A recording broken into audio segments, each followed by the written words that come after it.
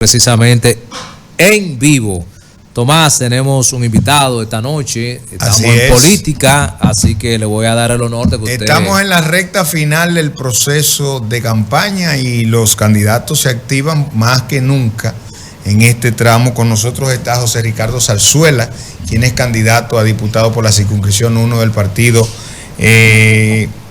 Socialista Cristiano, en la casilla 30. Vamos a hablar con él un poco sobre sus aspiraciones y cómo anda la situación en este momento dentro de un partido que debuta en este proceso electoral. Saludos, buenas noches y bienvenido. Adelante, Zarzuela. Buenas noches, ciertamente muchísimas gracias por la invitación y yo en disposición pues de responder cualquier pregunta que tengan ustedes a fin de que los electores entiendan la razón por la que deben sacar un tiempecito el 19 e ir a apoyar a Zarzuela. José Zarzuela como diputado en la 30, la casilla número 8. ¿Qué lo motiva a Zarzuela a involucrarse en este mundo tan complicado que es el de la política, sobre todo en nuestro país? ¿Qué lo lleva a pretender ir al Congreso de la República? Mira, yo soy profesor por más de 23 años y sucede que he podido contactar la situación de los privados de libertad.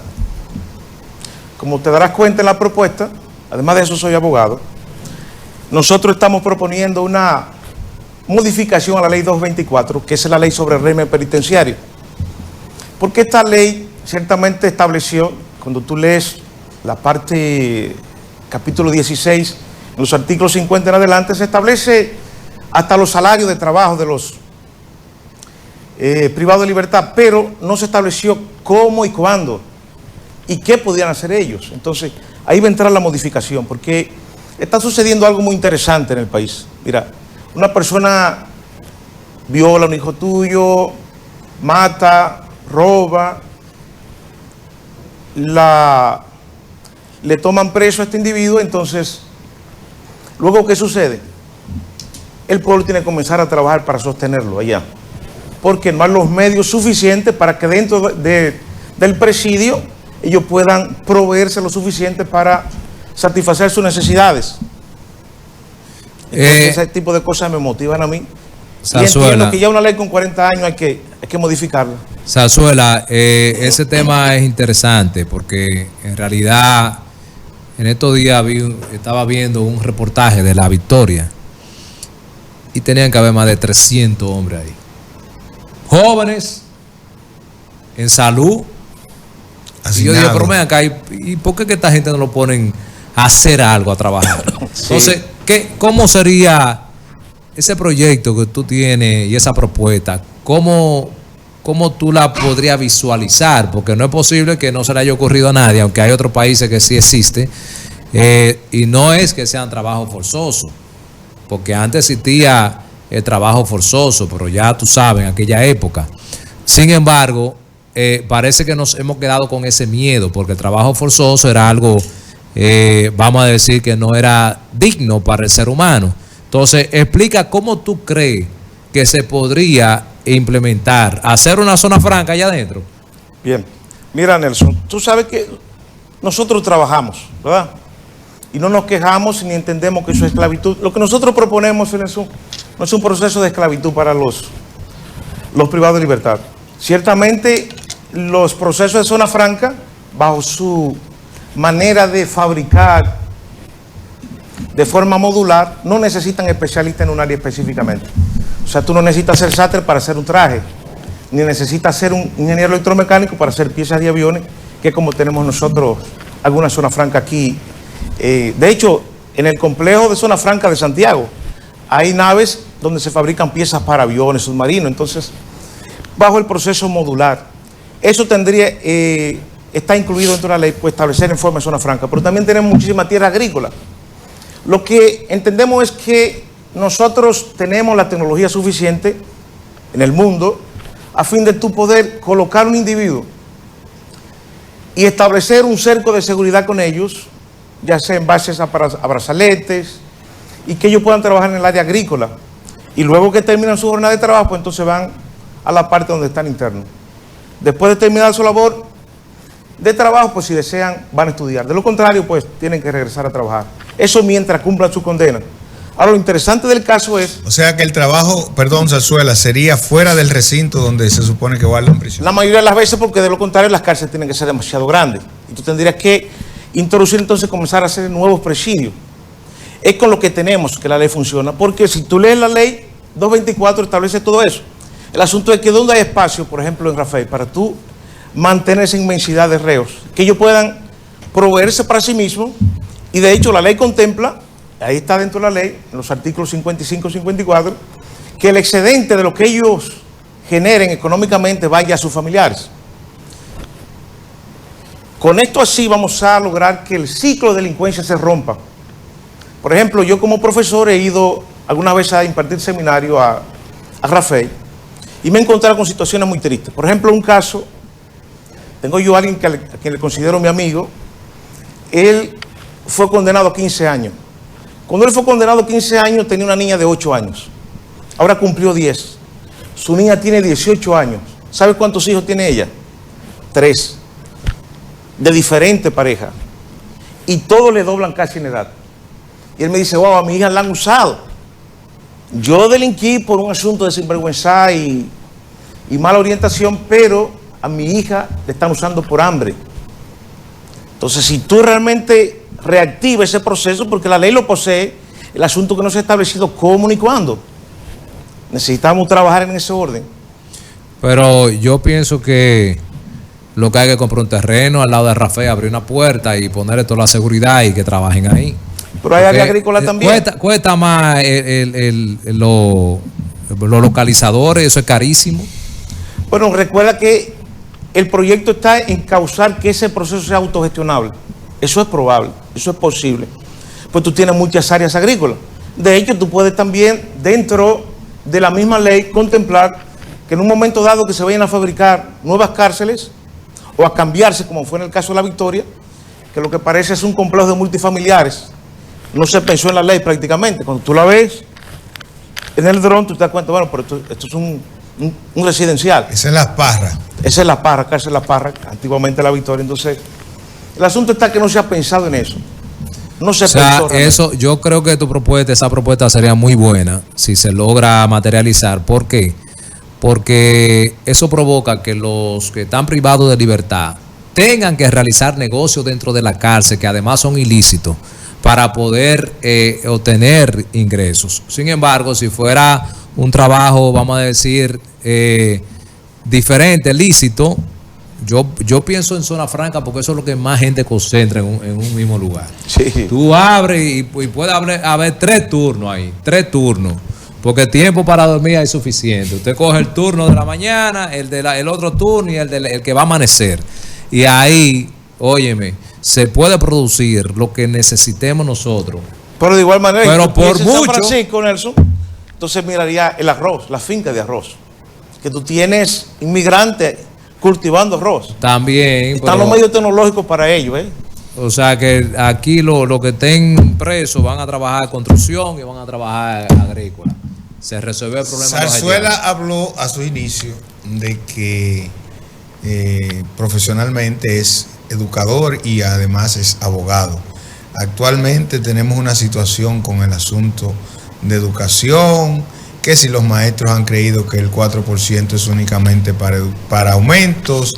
¿Cuál es la visión que tiene usted y cuál sería su propuesta en caso de estar en la Cámara de Diputados con relación al 4% y a esta situación tan difícil que se vive con la educación dominicana? Mira, eso está interesante porque aquí lo que se ha seguido es la corriente de los funcionarios políticos. Cada vez que hay recursos suficientes, se invierten en gasto corriente. Y el 4% se está invirtiendo en gasto corriente. Porque si tú analizas lo que es el estudio de PISA, nosotros no hemos ascendido en nada prácticamente, de forma proporcional, desde la época en que aprobamos que el 4% entrara a educación, sino que tenemos muchos recursos disponibles, pero ahora, al ver la ociosidad de los recursos, todos los cabezas de los profesores piensan en aumentarse. ¿De acuerdo? Entonces, yo pienso ciertamente que hay que sentarse y un poquito de mano dura, evitar un tanto el chantaje, ¿de acuerdo? sentarse con los profesores, que de hecho somos gente muy buena, muy noble, y que sabe de paso que yo soy profesor del área de tecnología. Lo hacemos a través de Infotet y de manera universitaria, tú sabes. Del área secular no. Pero sí, ciertamente me encuentro con las consecuencias de tener el 4%, que se está visualizando más la cantidad de recursos que la cantidad de conocimiento que se puede impartir a los jóvenes. Ese es mi parecer. Dentro de su partido, que es un partido debutante en este certamen electoral y que le queda mucho trayecto por recorrer, ¿cuál es la visión de manera colectiva de ustedes con relación al Estado? ¿Cuál es la propuesta que ustedes están llevando a través de las campañas a las distintas comunidades? Mira, tú sabes que no tenemos un candidato presidencial específico, ¿de acuerdo? ¿Tienen un acuerdo hasta donde se sabe con el expresidente Fernández? Sí, pero lo hicieron una parte del partido. Hay legisladores que quedaron libres, como es mi caso, como es el caso de Zarzuela. Estamos como un águila volando, estableciendo las modificaciones a las leyes y entendiendo que hay otras que hay que fiscalizar. Hay que fiscalizarlas y que los diputados cumplan con el mandato constitucional, que son fiscalizadores. Con una Cámara de Diputados, con el coraje y la determinación, tú no tendrías presidente pasando vergüenza, sin importar el color de quien gane. El diputado está en capacidad de fiscalizar y denunciar cuando le están engañando al presidente, porque están engañando al pueblo completo, invirtiendo o dejando más bien que se inviertan recursos donde no se debe o de mala manera.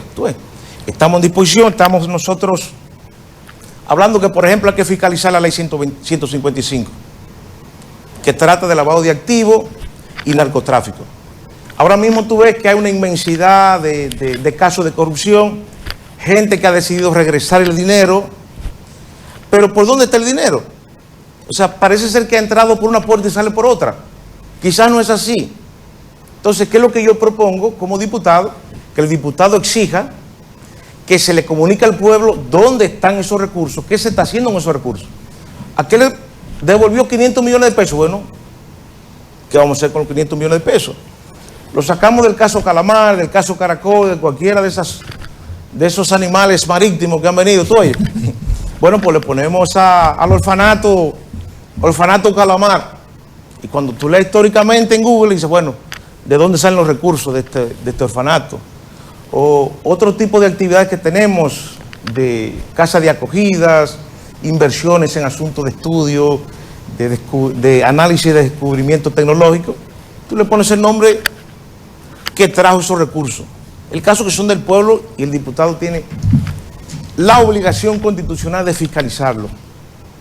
Zarzuela, ¿por qué tú crees que deberían votar por ti? O sea, si tú fueras a convencer a alguien para que vote por ti, ¿qué tú le dirías? Mira, hay una partecita detrás ahí. Tú puedes leerla, Nelson. La parte que dice detrás de la tarjeta donde estamos proponiendo. Dale, Víctor Camelo. Cuando estamos en el servicio de nuestros semejantes, solo estamos en el servicio de nuestro Dios. Exactamente. Todo ser humano siempre ha hablado que cree en Dios. Pero yo estoy totalmente convencido que andar con una Biblia debajo del brazo, con un libro de Mormón, nada asegura la salvación, nada asegura que tú realmente estés sirviendo a Dios con ello. Lo que asegura que tú sirvas a Dios es a través de tus semejantes, que son sus hijos. Entonces yo estoy en disposición de servir a mi prójimo de manera honrada, tal como lo he hecho estos 23 años, y estaré dispuesto a hacerlo en la Cámara de Diputados. ¿Puede el pueblo dominicano entender y estar claro que el 26 de cada mes tendremos una rueda de prensa y anunciaremos que le han llegado los recursos a los diputados que mensualmente le llegan a la que llaman el barrilito? Y hay circunscripciones, por ejemplo, como la 8, la que yo represento, que el barrilito, que es la 1, donde tenemos 8 diputados, sí. El barrilito se vuelve un barril, porque son muchos barrilitos, vuelven un barril. Entonces, anuncio eso de manera inmediata, le informo a los presidentes de Junta de Vecinos para que vayan y comiencen a tocar la puerta de esos diputados, para llamarlos. porque esos recursos se le dan para la comunidad, no para hacer populismo, ni para hacerse vitalicio en el cargo como diputado, es para entregárselo al pueblo, porque esos recursos son del pueblo. El pueblo de Santiago puede estar seguro que en mí va a tener una persona defensora. Nosotros escuchamos a la DNCD decir que tiene todos los puntos de drogas geográficamente ubicados y todos los barrios tienen puntos de drogas. Si no hay capacidad para sostener eso, entonces vamos a cobrar el impuesto. Necesariamente esto tiene que pararse ahí, porque el cambio generacional no está sirviendo. Cuando usted camina por los barrios se da cuenta, los jóvenes no están estudiando. Se lo digo con causa de efecto. Yo soy profesor, fui profesor y sigo siéndolo. Por más de 23 años ejercí esta carrera y es asombrosa la cantidad de jóvenes en las esquinas, queriendo andar en pinta, sin trabajar, queriendo tener hijos, sin estar realmente preparado en conocimiento, ni teniendo la gallardía de sostener un hogar. Por esa razón, entonces, yo entiendo que Zarzuela es un activo por el cual hay que votar. Zarzuela, la Iglesia Católica, a través de su arquidiócesis, dio a conocer un listado de legisladores que está apoyando. ¿Usted está en esa lista y cuál es su opinión en relación a eso? Bueno, ciertamente no le he escuchado esa partecita todavía, aunque hay muchos sacerdotes amigos míos que yo entiendo que también apoyarían. ¿Tú ves? Yo no me doy cuenta si lo vi en el listado, pero hay un amplio listado de legisladores que ellos están respaldando de manera abierta por su posición, y veo aquí dentro de su propuesta que usted Omar está que usted está dentro de ese listado porque usted hace causa común con algunos de los puntos que ellos... Exactamente. Bueno, excelente, Zarzuela. En realidad yo entiendo que el pueblo tiene una oportunidad de elegir una gente que ha hablado claro, una gente que tiene un compromiso, una persona que tiene... Aunque hay una pregunta, ¿usted está de acuerdo con el barrilito entonces? Sí, claro. Óyelo bien, para entregárselo al pueblo. Todo el que... Pero, ok, entonces, que le den esos cuartos del barrilito, no al diputado, que se lo den a alguien que lo vaya a repartir. Porque los diputados no lo están repartiendo. O sea, por eso que necesitamos un congresista que lo haga. Eso está dentro de sus funciones. Ajá, de repartirlo. Los diputados están para legislar. Eso sería mejor que se fiscalizar. elimine eso. Eso debería eliminarse, el barrilito. Bien. Hay que estar allá, ¿sabes? Para atacar eso. No, yo sé que todo el que ha dicho que lo va a eliminar cuando llega se queda callado. Oye, pero en mi caso no es que se queda, es que lo hacen callarse. Es que ya ahí como que se confunde. Bueno, Zarzuela, mínimamente lo que tiene que hacer es declarar lo que está ahí. El mensaje final a la gente que ¿A quién se lo dio? Exactamente. Le di 500 pesos a fulana para comprarse una receta. Digo, una receta no, pollo. No, ellos te presentan en el reporte, ellos te presentan las recetas. Ahora, de ahí a que esas recetas sean reales. Lo interesante es que mira que en la Constitución, en el artículo 92 se establece, cada año los diputados tienen que dar un rendimiento de cuenta. Claro. De eso. Ahora, no lo hacen, a veces lo hacen por escrito, pero ¿a quiénes deben hacérselo? No es al pueblo. Es que no es al pueblo en general. José Horacio Rodríguez fue el único que hizo esa rendición. Ya, mira, cada curul a la diputación se refiere a 50.000 Faride y Antonio Tavera. Pero lo están recibiendo igual. El caso es cada 50.000 habitantes, tú tienes un diputado. Yo pienso que ahí lo que debería hacer es entregarle el dinero al diputado, pero luego fiscalizarle ese dinero. Eso es lo lógico. Fiscalizarlo y si se los robó, preso. Punto. Y punto. Te van a decir que el Estado no tiene cómo hacer esa supervisión. El claro, mensaje final, Zarzuela, a la gente, ¿en qué casilla lo encuentran? ¿En qué circunscripción? ¿Y por qué votar por usted finalmente? Bien. Bueno, ya le repetí, le dije ahorita por qué votar por mí. Ahí está el spot publicitario. Ciertamente la circunscripción número 1 de Santiago, boleta número 30 en la casilla número 8. Ahí está Zarzuela. Así como me ven sin datachó, así voy a estar el 19 de mayo. Ya tenemos por quién votar. Una persona con disposición de fiscalizar lo que hay que fiscalizar e intentar introducir las modificaciones del lugar. Y en especial esta, que los privados de libertad se les dé la oportunidad de trabajar. Se les dé la oportunidad de trabajar para que puedan sostenerse a sí mismos y ayudar a sus familiares que están fuera. a fin de que no sean una carga para el Estado y no directamente una carga para el agraviado, porque ahí se establece una injusticia. Bueno, ahí está. Muchísimas gracias. Ahí está el llamado de José Zarzuela, casilla 30, casilla número 8 en la 30 de la boleta. Usted va a tener una boleta amplia de diputados, que es la D, y ahí usted lo puede ubicar si se identifica con su propuesta. Nosotros Bueno, vamos a la pausa. Claro. Vamos a la pausa. Vamos a un pequeño break.